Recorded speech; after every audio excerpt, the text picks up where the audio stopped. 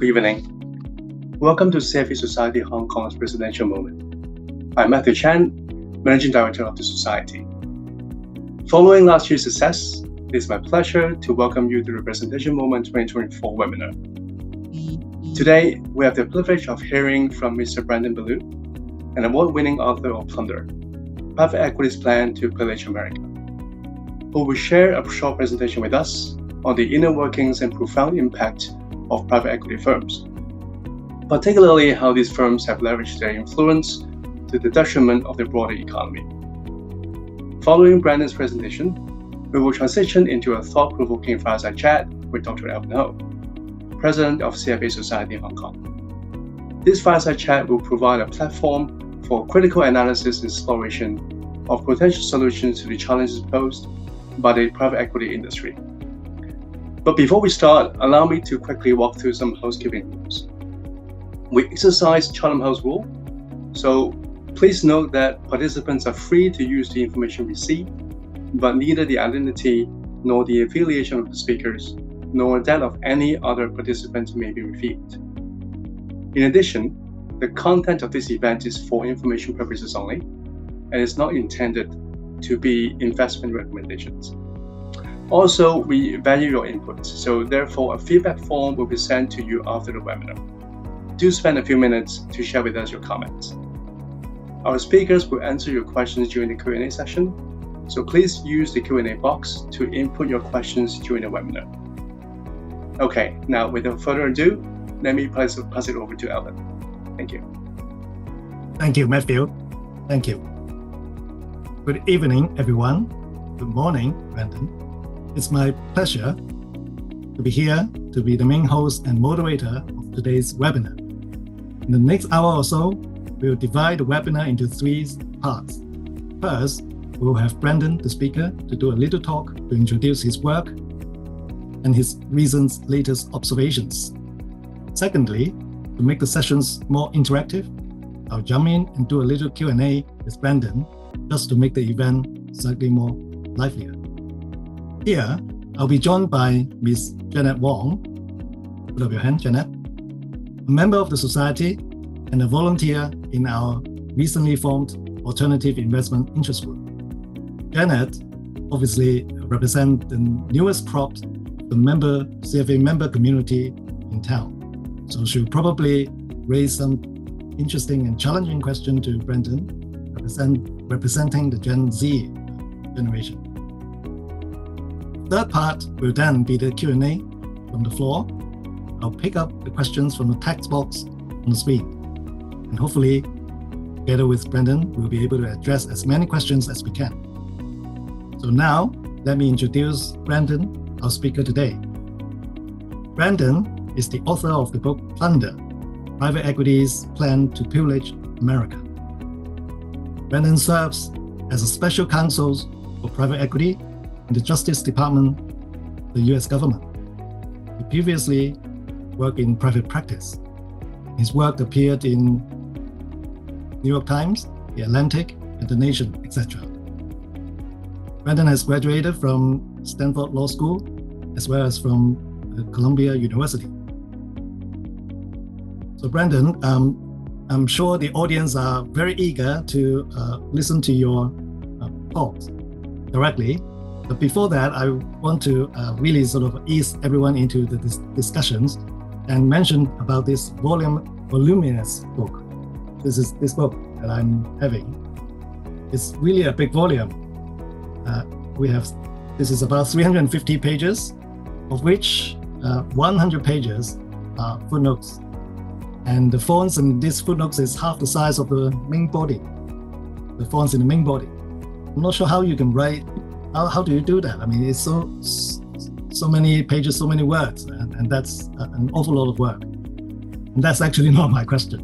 My question is, did you actually, many years ago, did you apply for jobs in, say, the Goldman Sachs or Morgan Stanley of these firms that you're writing and didn't get a job? And therefore you write a book using a lot of these strong words: under, pillage, predators, looting. I mean, all these very strong words are used. I mean, It would be funny if this was sort of my long-term payback for not getting a good job out of university, but no, this project developed later. But it's a good guess. Yes. Okay, I'll let you dive in. Thank you. Sure. I'll speak for about 15 minutes or so to try to give just a general baseline of the argument in the book and where I'm trying to come from. And then I know we'll open it up to questions. I'm really eager for the questions from the group, especially those from people who maybe disagree with what I have to say. I think that's oftentimes where we kind of have the best dialogue. I'll start off by saying, I am speaking in a purely personal capacity, having written this book, not as a, government employee or anything like that. And I'll also say, having spoke to Alvin and Janet and their team, I know that this is a very sophisticated audience. So a lot of you probably know the basic private equity business model. Many of you probably work for or with private equity. So it's probably not necessary for most of you to sort of go over the very basics of the private equity business model. But just so that we're all on the same page, let me very briefly describe how private equity works, and then we can get into my arguments about why I think it often has bad consequences in the economy. So the very basic business model for private equity firms, at least the leveraged buyout component, is that private equity firms generally take a small amount of their own money, so perhaps 1 or 2% of the acquisition cost, some investor money from limited partners, so sovereign wealth funds, pension funds, endowments, and so forth, and then a lot of borrowed money to buy up businesses, with the goal of making financial or operational changes to these businesses and selling them for a profit a few years later. So it's a very straightforward business model, but in a lot of ways, for the reasons that we'll discuss momentarily, it often leads to bad consequences, that I would argue. At least in the United States, and unfortunately my book was sort of myopically focused on the US, you can see it even from the very subtitle. In the United States, private equity is ubiquitous. In 2023, private equity firms spent over $1 trillion buying companies in the United States, at a time when our entire GDP was about $25 trillion. KKR's portfolio companies employ about 800,000 people, Carlyle about 650,000, and Blackstone about 500,000. If you considered them together, they would be the third, fourth, and fifth largest employers in the United States, beyond just Walmart and Amazon. And yet, at least here in America, I think that public awareness of private equity is very slight. And I think that's because, unlike when traditional businesses buy up companies, they generally don't rebrand them. So, you don't see a Blackstone apartment, a KKR ambulance, a Carlyle nursing home, and so forth. I will say, though, that private equity firms really do surround us. So I wrote in the book that if you rented an apartment, you may have done so through a company owned by Blackstone. If you visited a doctor or rode in an ambulance, you may have been billed by a company owned by KKR. If you bought insurance, you may have done so through Apollo, or if you paid your student loans, you might have done so through a platinum equity company. If you bought contacts, pet food, slacks, or a new dress, you may have ultimately paid KKR, BC Partners, Leonard Green and Partners, or Sycamore Partners. In some municipalities, the very water that you drink has been provided by private equity. And I'll add, private equity is literally right in front of you, in the sense that the font that you're looking at is actually owned and licensed by a private equity portfolio company. And the same was true for the font that we used for the book. Now, in the greater Asia Pacific region, private equity is also active, though I confess that there are probably many of you on this call who know much more about it than I do. The region makes up about a quarter of the entire industry's global assets under management, and Asia Pacific funds raised about $100 billion last year. As I understand it, though, from the annual report that Bain, the consulting firm, not the private equity firm, puts out every year, and to the extent that you want to learn more about trends in the industry, I highly recommend it. There has been something of a decline in leveraged buyout activity in the APAC region over the last year, although Japan is still experiencing pretty significant growth. And then, like so many other parts of the world, information technology has been sort of the lead or one of the lead industries that private equity has focused on in APAC, though there has been growth in the energy sector, oil, natural gas, and so forth.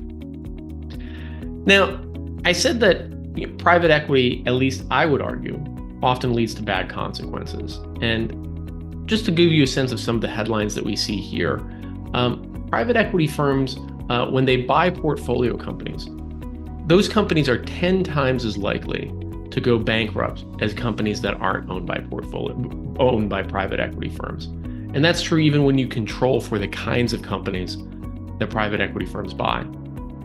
Private equity firms and hedge funds are responsible for an estimated nearly 600,000 job losses over a decade in the retail sector in the US, at the same time as the retail industry was actually gaining jobs over that same period. And over about a 15-year period, private equity ownership is associated with about a 20,000 person loss of life, premature deaths in nursing homes, directly attributable to private equity ownerships of those facilities. Now, why does this happen? Why do private equity firms seem to have bad consequences so often across industries? I would argue that it comes down to three basic problems. The first is that private equity firms generally invest and own their companies just for a few years, 2 years, 3 years, 5 years, maybe 7 years. But how long you own something changes your perspective on it. If you're going to own something just for a few months or a few years, you might be less likely to invest in infrastructure, in research and development, in your employees and in your customers. The second problem, and this is one that I think the folks in this audience are going to be much more familiar with than some more general audiences, is that private equity firms tend to load up the companies they buy with a lot of debt and extract a lot of fees. So, private equity firms, when they buy the companies with debt, as many of you know, the debt is usually the responsibility of the portfolio company to pay, not the private equity firm. And so if something goes wrong at the portfolio company, it's obviously a little bit more complicated than this.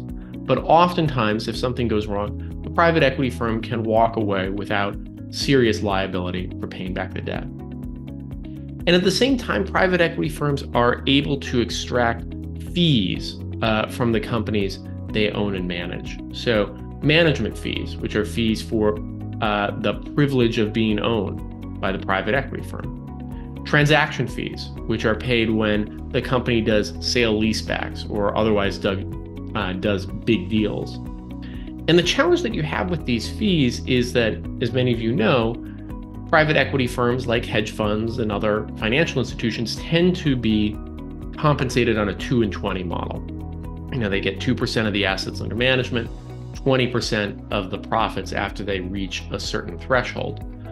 So they get 20% of the profits, but they get 100% of the fees.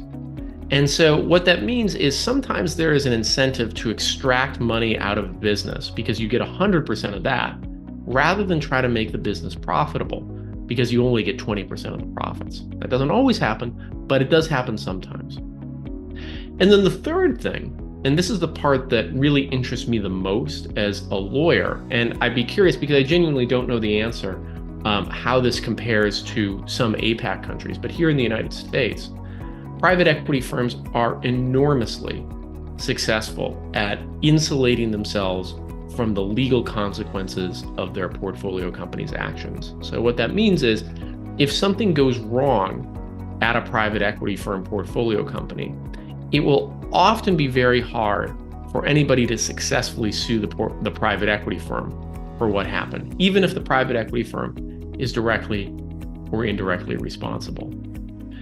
To see how this plays out, let me just go over one or two case studies. The first is the one that begins our book, which is the acquisition of HCR Manor Care. Manor Care was once the second largest nursing home chain in the United States. And in 2007, the Carlyle Group, one of the world's largest private equity firms, bought up the nursing home chain. It then executed a number of fairly familiar tactics. So it got transaction fees, it got management fees, it executed a sale leaseback where it required Manor Care to sell its underlying assets and then lease it back to itself. So now Manor Care was saddled with the responsibility of paying for something every month or every quarter that it used to own. It also started to cut staffing, and unsurprisingly, health code violations and complaints spiked. The daughter of one resident told the Washington Post, quote, "My mom would call us every day crying when she was in there. It was dirty like a rundown motel, roaches and ants all over the place." Now, that's a sad story, but I want to bring it back to what this shows about the private equity business model, because I think this is important. When a resident died at one of the Manor Care facilities, she had to go to the bathroom in an allegedly understaffed building. She had to go by herself, and she slipped and fell and hit her head on a bathroom fixture and died of subdural hematoma. When her family sued for wrongful death, however, Carlyle, the private equity owner, was able to get the case against it dismissed. And what it did is it said to the judge, "We are not the technical owners of Manor Care. Rather, we merely advise a series of funds whose limited partners through several shell companies owns the nursing home chain." And that was enough to get the case against Carlyle dismissed. And so ultimately, the family was never able to hold Carlyle financially responsible for what happened at Manor Care, even though the understaffing, arguably, was the result of decisions that Carlyle made. And what I think this story illustrates is that private equity firms are often able, at least in the United States, to capture the benefit when things go well at a business. But when things go poorly, they're often able to essentially walk away. Let me give just one final example before we turn it over to questions, and that's the case study of Friendly's.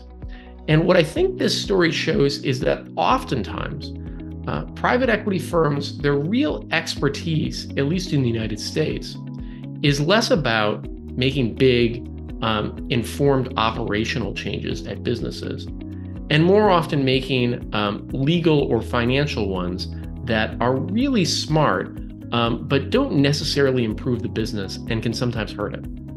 So Friendly's was a diner chain in the Northeast of the United States. They sold milkshakes and hamburgers and standard American fare.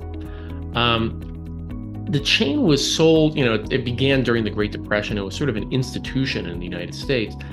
It was ultimately sold to the private equity firm Sun Capital back in 2007. Sun Capital then executed some of the same tactics we just discussed, like a sale leaseback, and it pushed the company, Friendly's, into bankruptcy.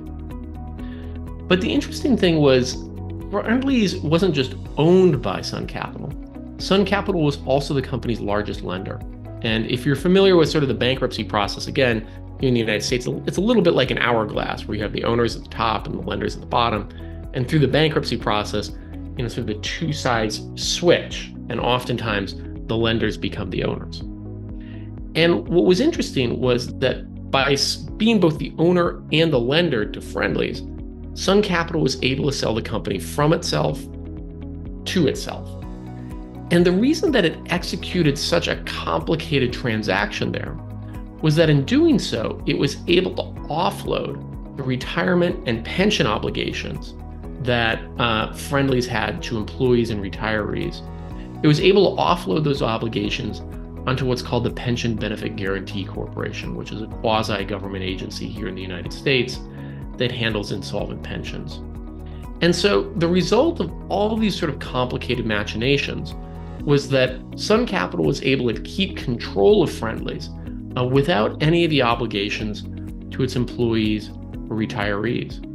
Josh Gottbaum, who used to run the Pension Benefit Guaranty Corporation, called this pension laundering. And I think it's an example of where private equity firms can often benefit themselves through financial or legal engineering, even if it doesn't necessarily benefit the underlying corporations, their company, their employees, or their customers. The very last point, and I'll just flip ahead to sort of when can private equity firms work and what can be done. I said at the outset that private equity firms have three basic problems: investing for the short term, insulation from liability, and reliance on debt and fees. If you can dial back those problems, if you can make them less severe, I think that there is a role for private equity that can be much more productive and much more helpful for society, because there will always be a role for private capital. It's just figuring out a way to channel the ambitions and the energy of people in that industry into a productive use rather than, I would argue, an unproductive one. I see we're out of time, but I'll just say that there's a lot of things that can happen at the congressional level in the United States, at the regulatory level, and at the state and local level to change the incentives of the industry and to make it more productive. So I know that's a lot. I'll stop there, but let me just say how grateful I am to get to talk to all of you. In preparation for this panel, I should say, it became clear to me how diligent and thoughtful the leaders of this organization are, and I'm sure that extends to the entire membership as well. So I look forward to the conversation.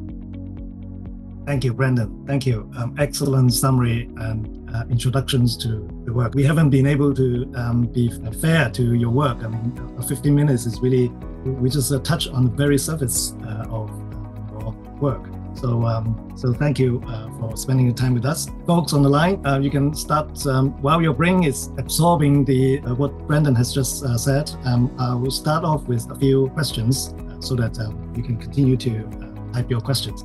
So Brendan, you mentioned two cases already, and that's great. It sort of illustrates how your thesis, work around using the data points. In your books, you actually talk about 7 most effective people in work ethics and things like that. So you have magic numbers, 7 ways to make money out of the investments, which is leaseback, dividend recaps, strategic bankruptcy, forced partnership, tax avoidance, roll-up, and you call it operation efficiency. But I think what you mean is, that include layoff, price hikes, and quality cuts.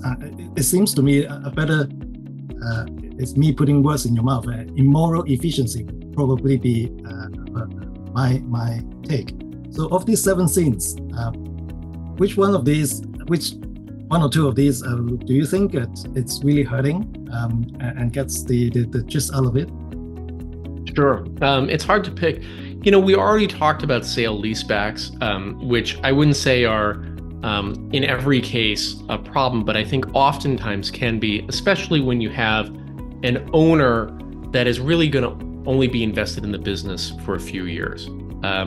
If you have a long-term perspective on a business, a sale leaseback might make sense. If you're if you think that your real estate is being underutilized, if you think that you can get an extremely good lease, that might be the smart move for your business.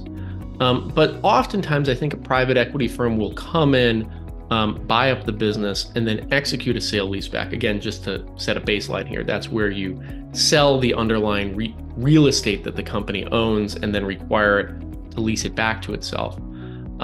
Oftentimes, I think that doesn't work when the private equity firm has a very short-term perspective, because their goal is to maximize the value from the sale, not necessarily to have a good real estate or sort of floor space situation for the coming years. I think that was very vividly on display in Sun Capital's acquisition of Shopko, which was a regional retailer, a little bit like Walmart. They executed a sale leaseback and then locked Shopko into these very high 15-year leases that they could not escape from. And the challenge is, in real estate in particular, there's a real value in being able to own your own property, because real estate, retail is a very cyclical business, so it's helpful to have assets that you can borrow against. And Sun Capital took that away. The second example that I would probably point to would be dividend recapitalizations, which you mentioned. I'm sure many people on this call, work in the industry, are probably familiar with the idea, but the basic concept is that you require the portfolio company to borrow money in order to pay a dividend to the equity holders, including the private equity firm. The challenge that you have here is, again, you have a situation where a private equity firm might be invested in the company for only a couple years. And through its limited partnership agreements, it may have outsized influence or control over the business, but its actual equity investment is quite small, 1 or 2% or whatever it happens to be. And so what that means is it often makes a lot of sense for the private equity firm to execute the dividend recapitalization, basically tell the business, go borrow some money and pay me back the acquisition, the price that I paid for the acquisition. Because then I'm made whole on this purchase, and everything that happens after that is pure benefit to me. That makes a lot of sense for the private equity firm because it's quickly made whole from the acquisition, but now the company is saddled with a lot of debt that it may or may not be able to play. We could go through all the examples, but I think what both of these sort of illustrate is oftentimes private equity firms' short-term incentives are different from the long-term objectives of the companies that they own. And I think that's oftentimes what creates the pain or controversy in so many private equity acquisitions. Yeah, Brendan, thank you. For the sake of discussion and argument, I mean, these 7 quote-unquote sins or strategies and some others, more colorful words that you use, suing your customers and strategic bankruptcy. I think people in this part in Hong Kong will be familiar with, because every now and then we see our neighborhood restaurant bankrupt, owner went away and not paying the staff, and 2 weeks later there's another restaurant came in remarkably similar characters, names, almost the same names, but twist a little bit, then you have another restaurant, and so here the cycle begins again. So none of these strategies or things are illegals, right? Lease sales and leaseback is a very traditional financials quasi-operating tools to be employed by businessmen. And similarly, dividend recapitalizations and suing our customer, you've nothing wrong with that. So for the sake of argument, is it possible that you're just picking the wrong data points? Yeah, no, I think that's a very good critique. And I think another way of sort of critiquing my argument would be to say, well, Brendan, are you just sort of critiquing capitalism in a sense? That these are very standard tactics and you just don't like how they've turned out sometimes. And what I try to say in response is, I don't think that private equity firms are executing what you might call an extreme form of capitalism, trying to maximize profits, doing a really good job of it, but sometimes some customers and some employees get hurt. Rather, and I think this gets to your question, what I'm arguing is that private equity, as practiced in the United States at least, is sort of a perversion or a mutation of how capitalism is supposed to work. And what I mean by that is it goes back to the basic problems that we were talking about, which is because private equity firms have operational control over their businesses, but for various reasons have very little financial or legal liability over them, it means that private equity firms can capture all of the benefits for things when things go well at a business, sometimes benefit even when things go poorly. But when things do go poorly, there are very few consequences, oftentimes, for the private equity firm. And so to get back to your question, what I think that means is we have these tactics, like you said, sale leasebacks, roll-ups, dividend recapitalizations, that may be perfectly appropriate for a lot of businesses in a lot of different circumstances. But when you couple that with a business model that I would describe, colloquially, we would say sort of heads I win, tails you lose, and flipping a coin. When you have that kind of business model, those sorts of tactics can oftentimes, maybe most times, start to become destructive. You actually preempt my other questions, because I was just about to, something that has been in mind reading your book is that this is, to an extent, capitalist. I mean, it may be an exaggeration to say that this is what you're describing, the business practices are capitalism, putting out the best face. So you're now saying that that's the problem. Especially, fewer of your interviews talks about capitalists working within the system and get support from the government, from congressmen, from legislators. And so therefore, there seems to be a working together between these groups of people that are privileged, and therefore inequality in a sense gets worsened. Back to the point about what you just said, is capitalism to be pointing finger at? Yeah, I 2 points on that. One is, I always say, we lawyers have a tendency to invent a bad business model in the United States every 20 years or so. Right now, I would argue it's leveraged buyouts the way that we're practicing them. 20 years ago would be subprime lenders, 40 years ago would be savings and loans, 60 years ago would be conglomerates, 100 years ago would be trusts. We just have this ability to create laws and regulations that incentivize sort of short-term extractive thinking. And I should say, to be upfront, I consider myself a capitalist in that I think that there is a way that we can channel people's ambitions and desires into productive outputs that build buildings and build iPhones and create new innovations. But we can also structure our laws and regulations that take all those same energies and put them into destructive outputs. And sometimes I think we do that in business. To get to your second point, which I think is a really important one, which is one of the things that interests me is that I think private equity firms, oftentimes their leaders aren't necessarily operations experts or engineering experts or anything like that. Their experts is in legal, financial engineering, and also lobbying. Oftentimes, I think private equity firms are attracted to industries that are highly regulated and in which they can be very effective in lobbying to get their desired outcomes. So you see private equity firms getting active here in the US in municipal water systems, in prison phone systems, in all sorts of parts of the American healthcare system that are highly regulated or that get a lot of money through Medicare and Medicaid and so forth. And part of the reason that private equity firms are so effective in these industries is that they have hired some of the most important people, former government officials in the United States. We are talking about multiple speakers of the House. I think the last 3 Treasury secretaries, secretaries of state, defense, a vice president, any number of senators and Congress people. These folks have all come to work for private equity, and the result is that I think private equity firms have been really effective at getting what they want in highly regulated industries.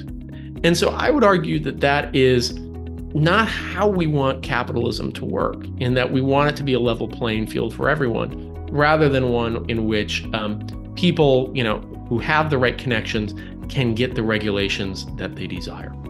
Also, from my research and also reading your books, I think the devil is always in the details, and the beauty is also always hidden in the subtle nuance. In a lot of your words is a big section on private credit, and it is relatively less talk about amongst your dialogues in YouTubes and whatnot. So private credit is something that has been pretty sought after globally, also in Asia, in Hong Kong, in the last 10 years. I know it's not fair, but can you give a 1 minute or 1.5 minute summary of what your criticisms of this private credit things, and then I'll raise my follow-up questions on this. Yeah, absolutely. In the United States, I think private credit has become increasingly popular for a number of different reasons. One is that after the Great Recession, all of the big investment banks converted into what are called bank holding companies, which are regulated by the Federal Reserve. They have higher capital requirements, higher supervision requirements. They're just more constrained than other financial institutions. And so a lot of the sort of energy in the finance system in the United States shifted from investment banks to private equity firms. And as a result, private equity firms got interested not just in traditional leverage buyouts, but as you said, private credit, loans to businesses outside of the public markets.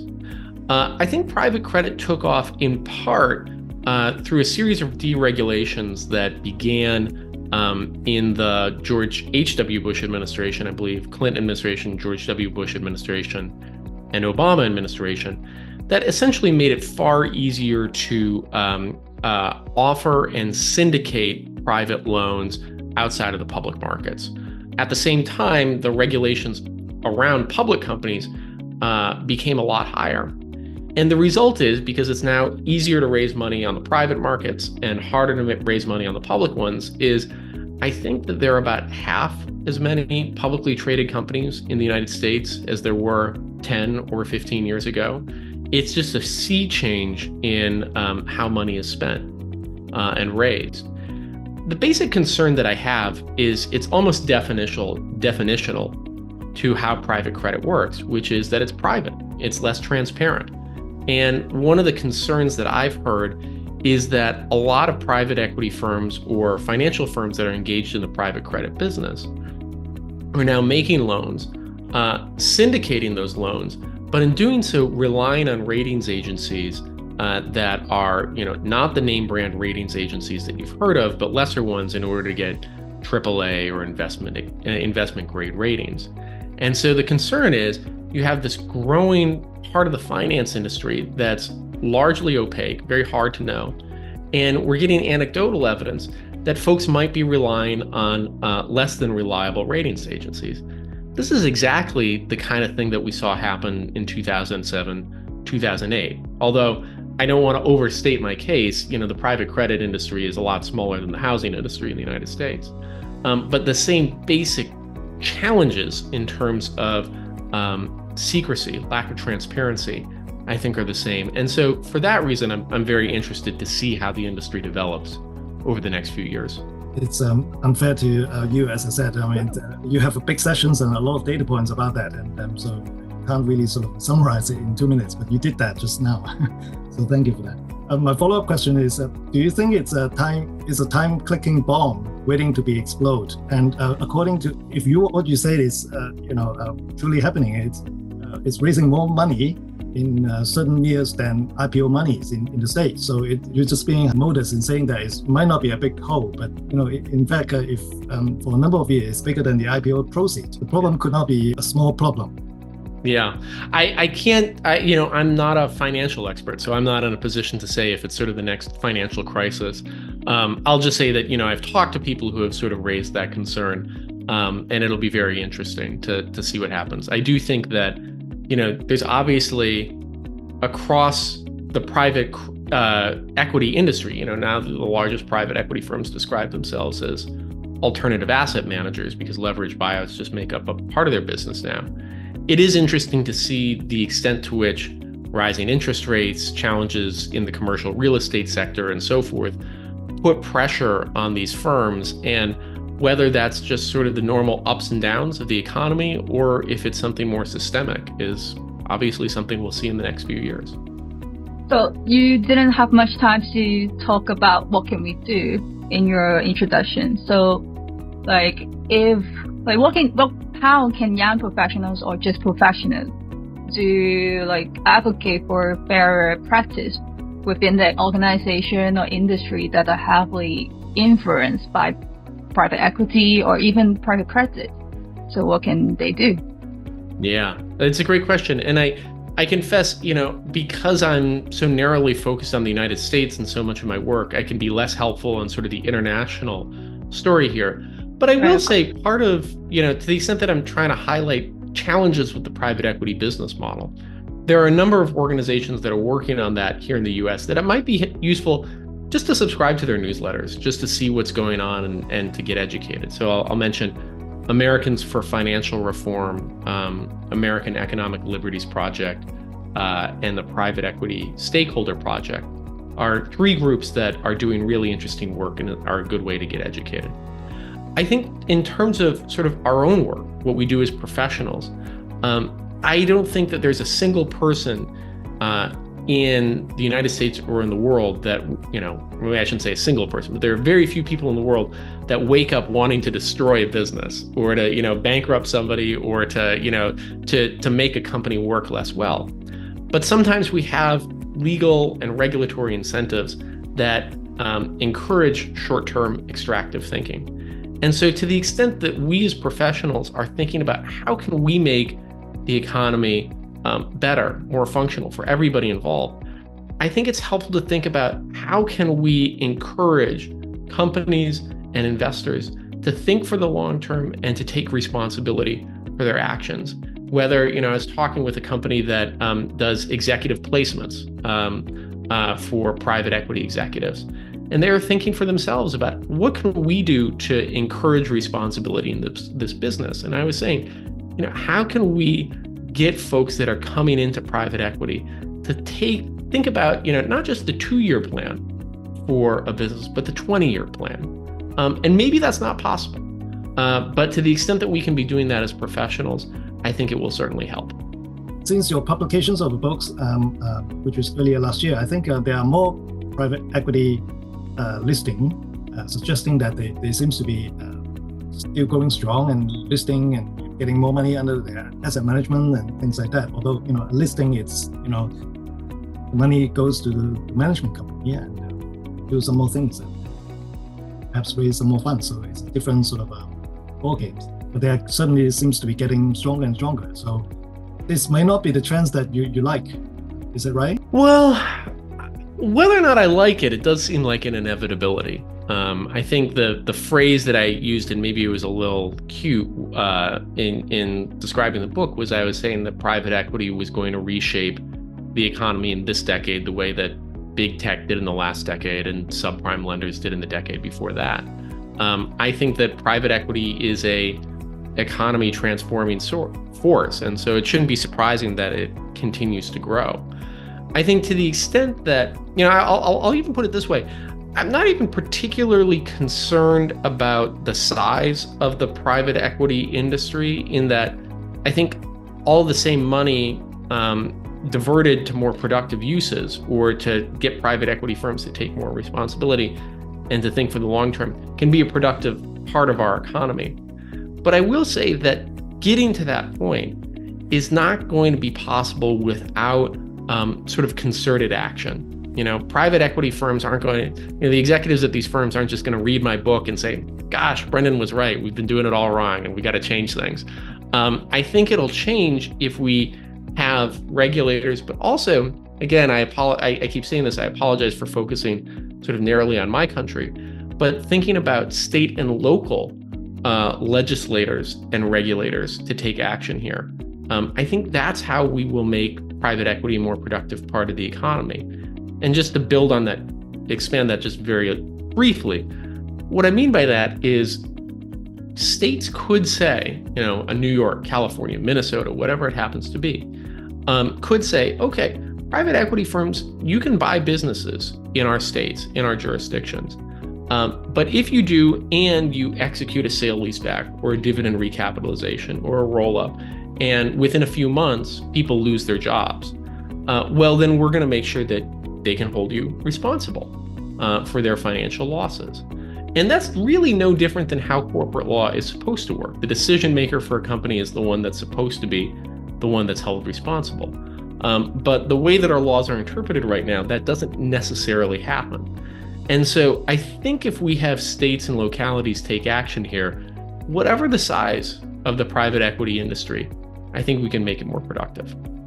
I actually have a second part of this question. With the more private equity managers listing themselves, I think, wouldn't it be actually, in a way, indirectly addressing your concerns about them being opaque and not being transparent? And with more of them, now that many top tiers private equity firms are now listed, so it actually gives out a lot of details now than before. So would that be a thing that you'd like to see? It's certainly interesting. I've heard as a lawyer, not an accountant, that some of the publicly listed private equity firms have been very clever in perhaps being less fulsome in their disclosures than other publicly traded companies. I don't know anything more than that sentence. But I agree with your general point, which is whether it's through public listing or through regulation or something else, greater transparency on this industry. How they're spending their money, and sort of what the consequences are, will probably be helpful. So in that sense, I think it's a step forward.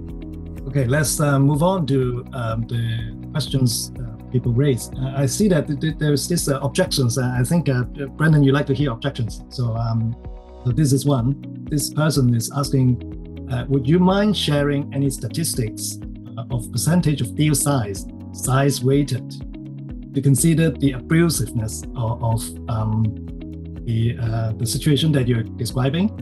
A casual search of successful PE deals shows that deals like Dell, Dunkin' Brands, and Hilton, etc., seems to be producing a lot of benefits, so without significant impact. So can you comment on that?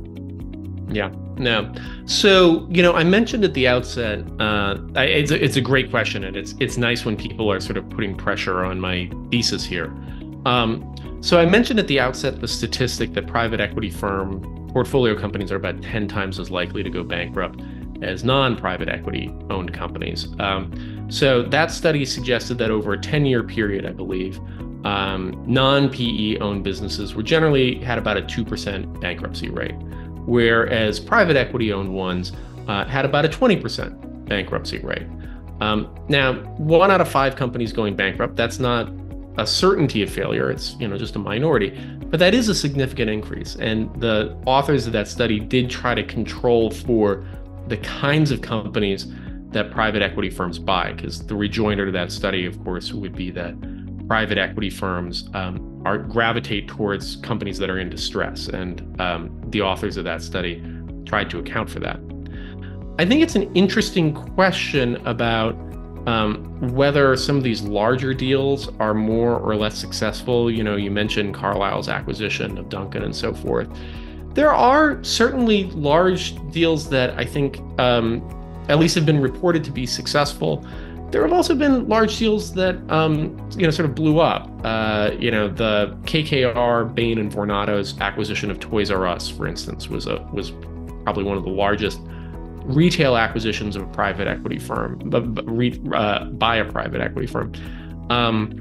It ended in Toys R Us going bankrupt, the assets being liquidated, and the employees getting, I think, a few dozen dollars in severance. I could be misremembering there. Similarly, in the healthcare industry, I believe that the leveraged buyout of HCA, which at the time I believe was the largest acquisition of a hospital chain, I think also ended fairly disastrously. But I think your point is a good one, which is, how much are we focused here on statistics and how much are we focused on anecdotes? I would say the overall picture says that statistically, I do think that there's an increased risk of failure by private equity ownership. But to add to the detail of your question, how much does the size of the acquisition matter? I don't think we have research on that yet, and I think that's a good question. Similar to my earlier comments, which is that whether you're just picking on the dirty data and magnify it, and the other side of the camp would be saying, hey, let's look at the other data books. On those data, we can see that people are singing and dancing. So there must be a way we can sort of put everything together and talk about it on a sort of more sort of neutral or average terms.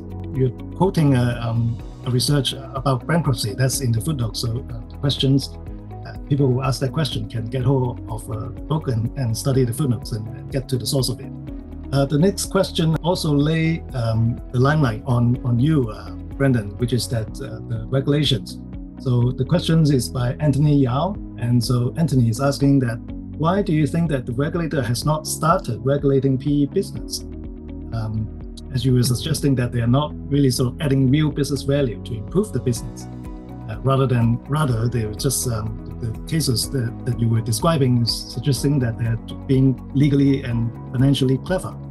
So why hasn't regulators, including you, haven't been more forthcoming and be smarter? Yeah, that's a great question. So I think that you're right, that there is so much that can be done and probably should be done around private equity. There's a long sort of to-do list at the end of the book about all the regulations and legislation that could be happening here.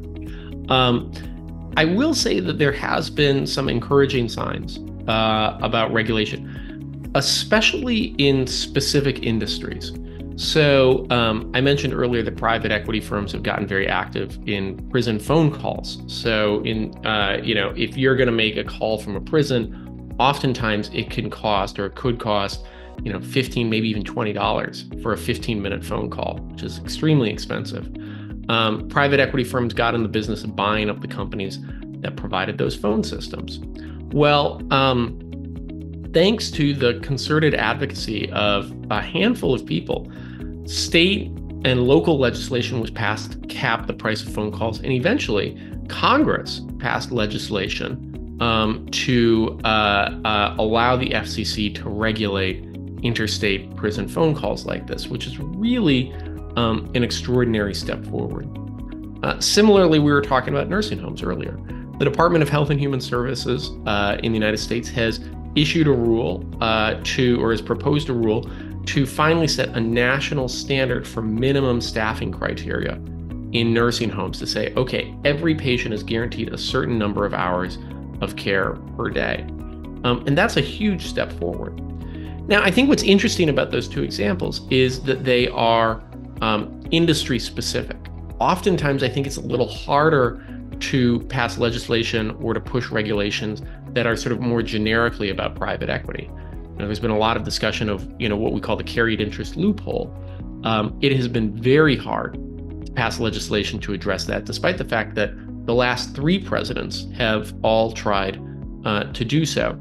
So I think I agree with your general concern, which is why isn't more being done? But I will add a note of optimism that I'm really encouraged to see that, especially in specific issues, there really has been progress, which is exciting. Yeah, thank you. I mean, I was just reading news yesterday. There was this court decisions to turn down prosecutors' case about healthcare wash carson in the States, which is that the government's complaint about the bad business practice shouldn't go beyond the portfolio company, the men and women behind, which is the private equity groups, off the hook in a sense. So I think there are questions from the floor that says that raise the questions about the true identity of the owners. Why would the owner be so easy to get away from bad consequences? So that's something that you, Brendan, being a lawyer, you'll be able to explain much better than I do. So please.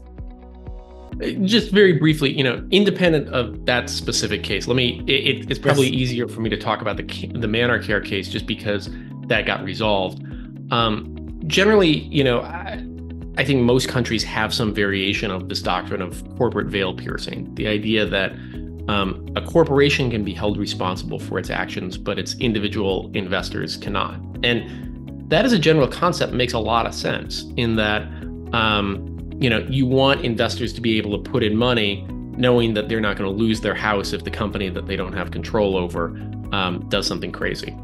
That makes sense for you and me who might have a few shares in a given company. It makes less sense for an investor that has a controlling position in the business because they really can decide what the company is going to do or not do. And so, unfortunately, we've got a situation where, because private equity firms comparatively have a very complex structure where they don't technically own the company, they rather advise funds or a series of funds whose limited partners own the companies. I think historically in the United States, going back to the Manor Care story, that has been very confusing to judges, and they've been reluctant to hold a private equity firm responsible as a result. I think as education is growing around private equity and people are starting to understand the business model, I suspect that will filter up to judges in the coming years. Hopefully. I think we've got time for one more question. And so this is in line with what Janet was asking, what can we do from a younger perspective? So this question asks, is there anything us as an LP can do to make things better? Perhaps we can do some ESG due diligence, although ESG due diligence perhaps doesn't really cover that, but what LPs can do in that regard. Can you comment on that? Yeah, I know we're up on time, so very briefly, I mentioned prison phone services. Actually, one of the instigators of progress on that was the Minnesota Pension Fund, which decided not to make further investments in a private equity-owned company or in a private equity firm that was buying up prison phone services, and they withheld their investments. And I think that is an extremely powerful force to say that if you are making unethical or extractive investments, we're going to withhold our money. I think, as you're thinking about what your due diligence is, I think it's helpful to be thinking about not just what are the returns on investment. What's the expected IRR, or whatever it happens to be? But what is this company's portfolio, perspective on the businesses that they buy? Are they here to flip them in 24 months and make a quick profit?